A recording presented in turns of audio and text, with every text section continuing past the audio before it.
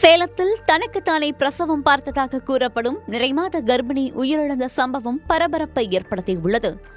மரபுவழி பிரசவத்தால் அதீத ரத்தப்போக்கு ஏற்பட்டு தாயும் சேயும் உயிரிழந்த சோக சம்பவத்தை பற்றி இந்த தொகுப்பில் பார்க்கலாம். சேலம் மாவட்டம் வாய்க்கால்பட்டறை கிராமத்தில் காந்தி நகரில் தமிழ்ச்செல்வன் என்பவர் வசித்து வருகிறார். கார்பெண்டராக பணிபுரிந்து வரும் இவருக்கும் ராணிப்பேட்டை மாவட்டம் ஆற்காடு தோப்புக்கான திருநாவுக்கரசர் தெருவில் வசித்து வரும் காளி என்பவரின் மகள் ஜோதி என்பவருக்கும் கடந்த 2016ஆம் ஆண்டு திருமணம் நடைபெற்றது. இவர்களுக்கு ஒரு மகளும் 2 மகன்களும் உள்ளனர்.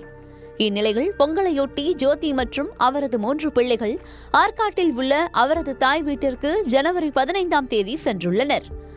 இந்நிலையில் ஜனவரி 16ஆம் தேதி காலையில் நிறைமாத கர்ப்பிணியாக இருந்த ஜோதிக்கு தாய் வீட்டில் பிரசவ வலி ஏற்பட்டுள்ளது.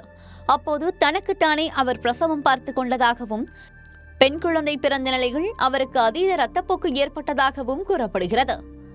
இதனையடுத்து இதுகுறித்து உடனடியாக ஜோதியின் கணவர் தமிழ்ச்செல்வனுக்கு தகவல் அளித்துவிட்டு உடனடியாக ஜோதியை ஆற்காடு அரசு பொது மருத்துவமனைக்கு அழைத்து சென்றுள்ளனர்.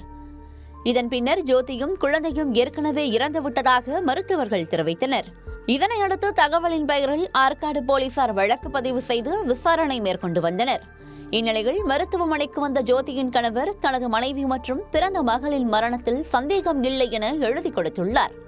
இதுகுறித்து மருத்துவர் ஒருவர் கூறுகையில், ஏற்கனவே ஜோதிக்கு பிறந்த 2 குழந்தைகள் மருத்துவமனையிலும் 3வது குழந்தையை வீட்டிலேயே மரபு வழியில் பிரசவித்ததாகவும் தனக்குத்தானே பிரசவம் பார்த்து கொண்டதால் இந்த துயர சம்பவம் நடந்ததாகவும் அவர் தெரிவித்துள்ளார்.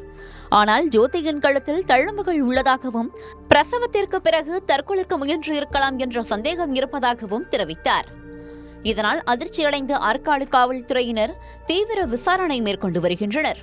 இந்நிலையில் நிறைமாத கர்ப்பிணியாக இருக்கும் பெண் தனக்குத்தானே பிரசவம் பார்த்து உயிரிழந்ததாக கூறப்படும் சம்பவம் அப்பகுதியில் பரபரப்பை ஏற்படுத்தியுள்ளது.